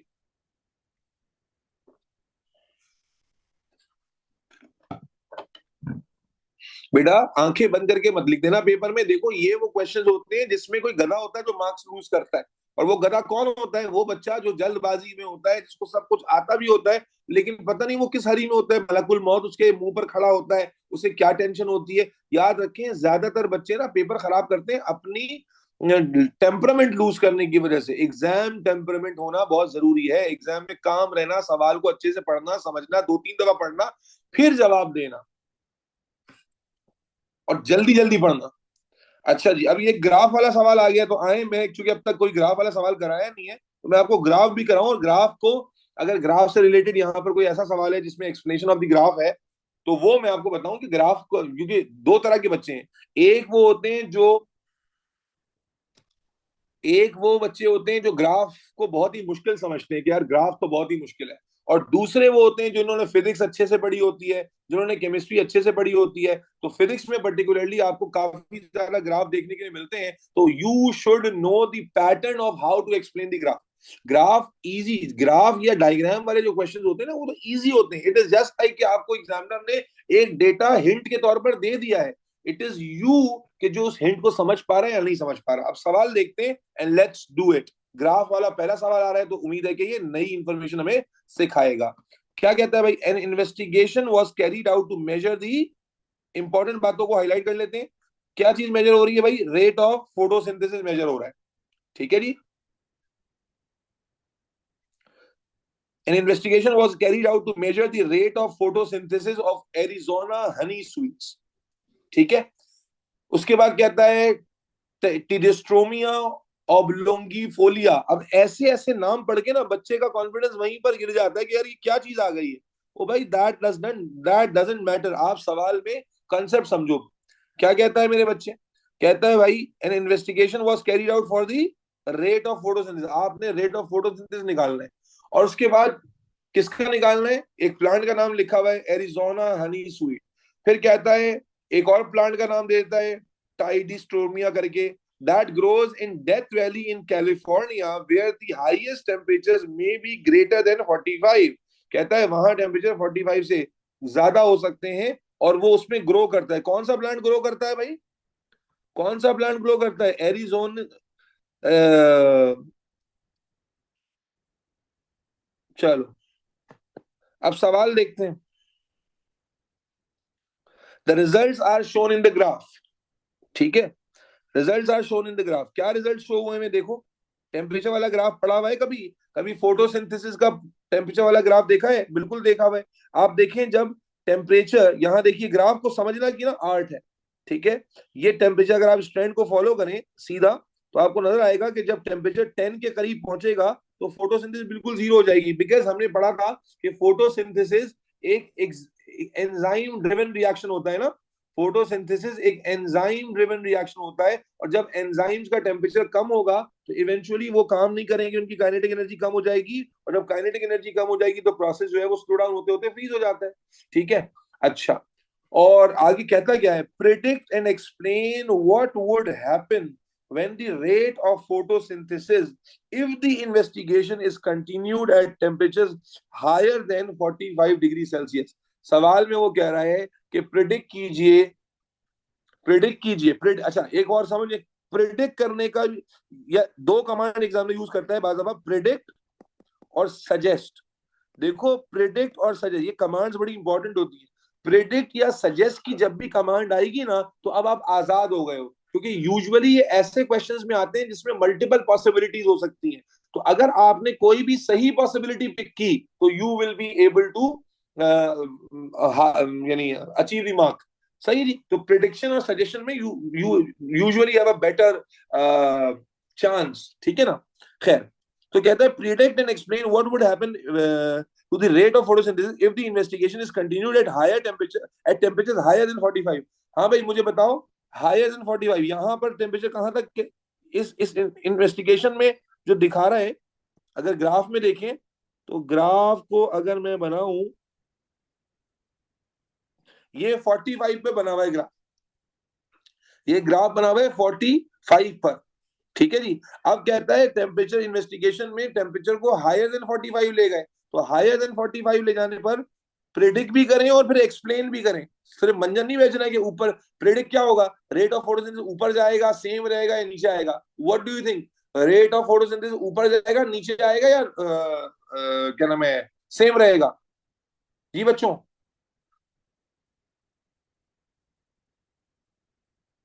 Decrease हो जाएगा। अब डिक्रीज हो जाएगा तो रीजन क्या होगा, अब एक्सप्लेनेशन दो इसकी, एक्सप्लेनेशन दो। इस कितने नंबर का सवाल है, 2 नंबर का सवाल है, एक्सप्लेनेशन दो। What would be the explanation for this, थोड़ा तरीके से दे दो।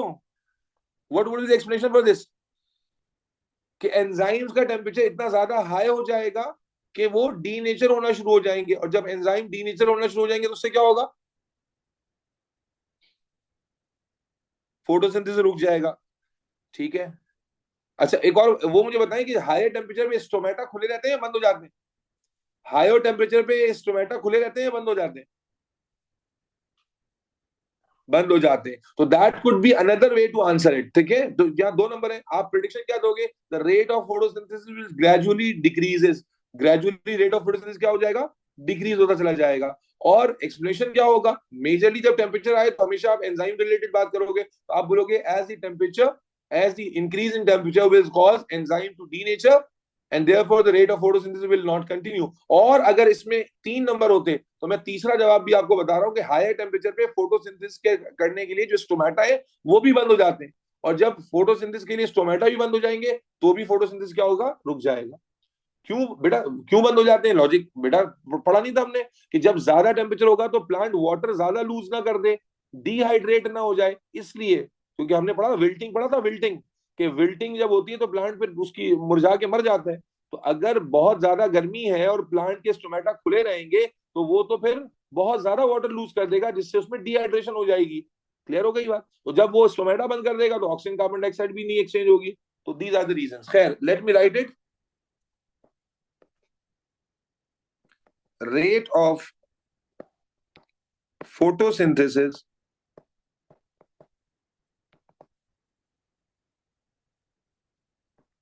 will decrease and eventually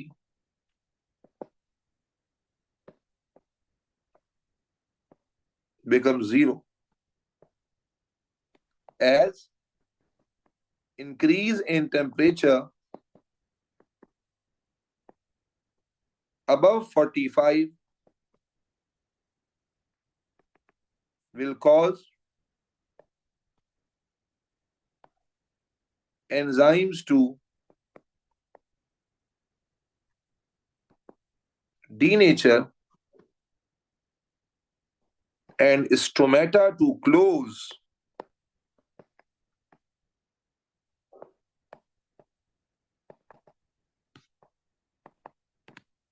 which ultimately stop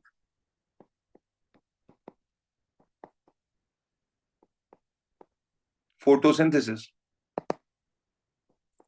याद रखें, कमांड और नंबर्स को देखकर जब आप एक्सप्लेनेशन लिखेंगे तो आपके आंसर्स में गारंटीड मार्क्स बढ़ते चले जाएंगे। क्यों? Command predict, possibility, possible answers, explanation, just write the whole concept related to that thing. बेटा कुछ बात समझ में आ रहा कि ऊपर से जा रहा? Are you able to connect to this or not बच्चों? दोनों देखो, मैं तो समझा रहा हूं ना, इसलिए मैं चाह रहा हूं कि मैक्सिमम पॉइंट्स बता दो। आप दो नंबर आपको लेने के लिए ट्रेंड बताना है और उनमें से कोई एक बात बतानी है। मेरा बच्चा जो सोया वो खोया। एग्जाम करीब आते चले जा रहे हैं और आप जनाब अली। नहीं बेटा, rate of photosynthesis was specifically mention ना उमैमा, तो we are not suppose to talk about transpiration here. बेटा सवाल क्या था? फिर वही देखो उमैमा, वही गड़बड़ हो गई ना कि आप ट्रांसपरेशन में क्यों नहीं गए हम इसमें यहाँ पर? क्योंकि भाई यहाँ पर सवाल में स्पेसिफिकली रेट ऑफ फोटोसिंथेसिस पे रहना था, तो why will we talk about transpiration here? ठीक हो गया? चलो मेरे बच्चों, गुड इनफ, अल्हम्दुलिल्लाह सुम्मा अल्हम्दुलिल्लाह। चल, जब वाटर लॉस होगा तब।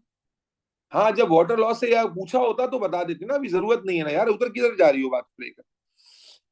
तो दीज वर बेटा फ्यू क्वेश्चंस। ठीक है, आपने देखा इसमें लीव के सवाल आ रहे हैं, ट्रांसपिरेशन। देखो आपको नोटिस क्या करना है कि प्लांट के इस गेम में आपको ट्रांसपायरेशन का फिनोमिना, फोटोसिंथेसिस का फिनोमिना, आपको रेस्पिरेशन के बारे में बात, आपको स्टोमेटा के बारे में बात, आपको मीजोफिल सेल्स के बारे में सारी बातें, और आपको गार्ड सेल या क्या कहते हैं उसको, वो स्टोमेटा गार्ड, इनके बारे में सारी, सॉरी गार्ड सेल कह रहा हूँ, एपिडर्मिस, एपिडर्मिस वगैरह के बारे में सारी बातें बताऊंगी। तो questions are all only related to these things. ठीक है जी? तो these were the few questions. वैसे कौन से एंजाइम रिस्पॉन्सिबल होते हैं फोटोसिंथेसिस के लिए? बेटा एक नहीं होता, बहुत सारे। One of the major enzyme responsible, वैसे बेसिक याद नहीं आ रहा, एक्स्ट्रा इंफॉर्मेशन जाननी है। One of the major enzyme responsible in the photosynthesis is an enzyme called ribulose bisphosphate decarboxylase. Rubisco. तो there are lot of enzyme involve. ठीक हो गया मेरे बच्चों, मेरे नौनिहालों? This was an overview. could you please write the spelling of what? अरे you are not supposed to remember it, क्यों लिखना है? दिमाग खराब हो गया क्या? मेरे पास this was an overview to give you an idea clearly कि भाई जब आपने तमीज से पढ़ा होगा ना तो you should not be. Usually क्या बच्चे को जब जब मैं पास पेपर नहीं करा रहा होता बच्चे कहते थे थ्योरी करना मुश्किल हो रहा है, तो मैं उनको अक्सर बताता हूँ कि भाई थ्योरी करने का तरीका क्या होता है। जी हाँ, मैं बहुत जल्दी एक वीडियो आएगी स्टडी प्लान के ऊपर, तो मैं स्टडी प्लान पे एक वीडियो डालने वाला हूँ जिसमें आप अपना प्लानर बना सकेंगे। खैर, मैं ये कह रहा था कि मेरे बच्चे बहुत ज्यादा बच्चे पूछते सर वो थ्योरी नहीं होती। थ्योरी किन बच्चों से नहीं होती? जो एक तो कॉन्सेप्ट सही पढ़ा ही नहीं है, पढ़ा है तो याद नहीं है, याद है तो रिकॉल नहीं कर पा रहे। और अगर आप ये सब कर पा रहे हैं और फिर भी आप रीडिंग ऑफ क्वेश्चन में अच्छे अच्छे नहीं है, तो मैंने आप लोगों को पहले ही बताया था कि open your topical pass papers, learn a proper chapter and then open the marking scheme. Try go through the marking scheme of the whole topical past paper from your book and read them like you are reading notes, and that would help you to ये file मैंने upload कर दी, इसका link अभी share कर देता हूं मैं तमाम बच्चों को। दूसरा मेरे बच्चा, मैं डे वन से तो कह रहा हूँ पास पेपर्स आपके पास क्यों नहीं है? You should be having pass papers read and right. अगर पास पेपर अभी तक भी नहीं है तो कहीं पर छलांग लगा लो, किसी ट्रक के नीचे आ जाओ। 3 महीने 4 महीने एग्जाम में रह गए, अभी तक पास पेपर नहीं है आपके पास, क्यों नहीं है भाई? चले बेटा, तो मेरे बच्चा दिस वॉज नहीं बेटा, वरीशा ऑनलाइन नहीं करो, आप हार्ड कॉपी पे सॉल्व करो। एग्जाम में पेंसिल और पेन का इस्तेमाल करना है आपको, उसके लिए आपको आइडिया होना चाहिए कि आप कितना लिख पा रहे हो कितना, क्योंकि जब आप सॉफ्ट कॉपी पे कर रहे होते हो आप उसको जूम इन जूम आउट करके कर लेते हो। बेटा वो मेरे असिस्टेंट से मिलेगा आपको। अच्छा, नाउ लिसन वेरी केयरफुली मेरे बच्चे, आज के लिए तो मैं आपको छोड़ रहा हूँ because of your overall energy which is looking now low in the class. तो मेरे बच्चे, now we will resume this session everybody with the discussion of the last chapter from the section of plant biology, and that would be reproduction in plants. Reproduction. अच्छा, line वाला भी सुन ले, ये important बात है। एक बच्चे ने पूछा लाइन से, तो अगर लाइन से आंसर बाहर जा रहा हो तो try to read extra answer like this. Do not write here, do not write here, your paper is scan like this. आपका पेपर यूं करके स्कैन होता है एग्जाम में। अभी स्क्रीन पे आ जाएगा, लैग कर रही है स्क्रीन शायद। आपका पेपर जो है ना, ये लाइनिंग आ क्यों नहीं रही स्क्रीन पे, ये आ गई। आपका पेपर जो है ना ऐसे करके स्कैन होता है। तो आंसर जो एक्स्ट्रा आंसर अगर कभी लिखना पड़ जाए तो आपने उसको यूं लिखना है और नॉट मोर। आप यूं समझो कि आपकी ना ये मैक्सिमम लिमिट है, ये जहां पर ये मार्क्स लिखे हुए ना मार्क्स, बस ये मैक्सिमम लिमिट है। इससे ज्यादा एक्सटेंड नहीं होना चाहिए। अभी ये देखो स्क्रीन पे मिट के ना दोबारा आ जाए। आपने अपने आंसर अगर एक्सटेंड हो गया तो this is the lower limit. इससे साइड में नहीं जाना है, इससे नीचे नहीं जाना है। इससे नीचे चले गए तो आंसर स्कैन नहीं होगा तुम्हारा। No reproduction plants is not included in mid term. Sir when we should, बेटा बायोलॉजी में ट्राई कि आप टॉपिकल से ही प्रैक्टिस करो, और ईयरली पास पेपर करने का सही टाइम है जब अप्रैल शुरू होगा। बिकॉज ईयरली पास पेपर करने का मकसद क्वेश्चंस देखना नहीं होता, उसका मकसद होता है क्वेश्चंस को आप पिक कर पा रहे हो रैंडमली, और टाइम मैनेजमेंट आपको आ रही है नहीं आ रही जब पूरा सिलेबस है। ठीक है, तो try to solidify your concepts in theory past paper, topical past है। सर आपसे एक बात करनी है, मैसेज भी किया था। अच्छा भाई, मैसेज मैसेज पे आ जाओ। ठीक है जी, चलो take care, I will see you in the next session. अल्लाह हाफिज। नहीं, लैपटॉप पे नहीं बेटा, हार्ड कॉपी पे करो। Past paper solving hard copy पे करो। ये जो सॉफ्ट कॉपी पे कर रहे हैं ये गलत कर रहे हो। आंसर सेम होगा पेपर में, सेम आंसर अलाउड नहीं अकॉर्डिंग टू माय। क्या मतलब? तो आंसर सेम होगा, क्या सेम होगा? ये नहीं, ये कोई नई बात बोल रही है बच्ची। क्या आंसर सेम होगा बेटा? आयशा जरा माइक पर आ जाना, कौन है बेटा ये थोड़ा सा। तो आंसर सेम होगा क्या? और पेपर में सेम आंसर अलाउड नहीं अकॉर्डिंग टू नॉलेज। कौन सा same answer? Ayesha please explain what do you mean to see say. Sir एक क्वेश्चन है कि कंपेयर रिफ्लेक्सेस एंड सेंसिटिव, और हम उसके आंसर में रिफ्लेक्स को डिफाइन कर रहे हैं। तो दूसरा क्वेश्चन है डिस्क्राइब। अरे चैट, इतनी सारी चैट मत लिखो ना, ऊपर चली जा रही है यार, क्या कर रहे हो तुम? कहाँ चला गया पहले बच्ची का सवाल? सर एक क्वेश्चन है कंपेयर, उसके आंसर में रिफ्लेक्सेस को डिफाइन कर रहा है। दूसरे क्वेश्चन है कि डिस्क्राइब रिफ्लेक्सेस ओनली। तो दोनों क्वेश्चंस में कराची चेंज है, कराची चेंज है, क्या लिख रही हो भाई? I mean I will solve it on hard copy paper but see the question. हाँ ठीक है, ये ठीक है, लेकिन हार्ड कॉपी पे तो लैपटॉप से क्या देख रहे हो? मतलब हार्ड कॉपी पे आंसर लिख रहे हो? नो। अगर आप एक अपने रजिस्टर में आंसर लिख रहे हो तो you won't get the idea of the given space in your exam. Sir मैंने पढ़ा था कि ऑक्सीजन रूट में ग्रोथ एग्जिबिट करता है। बेटा वो तो हर जगह ही करता है, आप नींद में तो नहीं थे क्लास में? रूट में शूट में दोनों में ग्रोथ एग्जिबिट करता है, इनहिबिट थोड़ी करता है, एग्जिबिट है ना, एग्जिबिट का मतलब करवाता है। सर टेस्ट की ड्यूरेशन में असर मगरिब का टाइम भी चला जाएगा। अच्छा ये असर मगरिब वाला हिसाब किताब है, तो बेटा पेपर 1 के बाद असर मगरिब मिलकर पढ़ लेना और फिर पेपर 2 शुरू कर लेंगे, ठीक है? अच्छा जी, चलो sir, I solve by Apple pencil should solve the hard copy. Yes, hard copy is, देखो आप सॉफ्ट कॉपी पे जूम इन जूम आउट करके सॉल्व करते हो ना, तो आपको एग्जैक्टली अपनी राइटिंग के हिसाब से गिवन स्पेस का अंदाजा नहीं होगा। इतना खर्चा कर रहे हो, why are you not spending a little amount of money on the hard paper? दूसरा क्वेश्चन है कि डिस्क्राइब रिफ्लेक्सेस ओनली, तो रिफ्लेक्स को डिफाइन करोगे ना, रिफ्लेक्सेस, रिफ्लेक्स का डेफिनेशन क्या होता है? The rapid involuntary actions whose responses are decided, ये डेफिनेशन लिखोगे। और ऊपर आपने लिखा है कि it is rapid, it is electrical. ऊपर जो आपने पॉइंट्स दिए हैं वो कंपैरिजन ऑफ सेंसिटिविटी में दिए, नीचे आप रिफ्लेक्स को डिफाइन करोगे। सर किस पब्लिशर्स के ले लें? मेरे बच्चे आप रीड एंड राइट पब्लिशर्स के ले लें, और अगर आपको वो नहीं मिल रहे तो आप मेरे असिस्टेंट को कहें, वो आपको डिलीवर करा देगा, वो भी रीड एंड राइट के ही है। Topical pass paper from your notes, जो आपको नोट्स के साथ सेट के साथ मिला है, जी हाँ, वो करने के लिए दिया था, वो बेगम को मुंह दिखाई में देने के लिए थोड़ी दिया है। Sir can I, yes you can, I got it. Okay बेटा, I will see you in the next class, take care, अपना बहुत सारा ख्याल रखिएगा, अल्लाह हाफिज।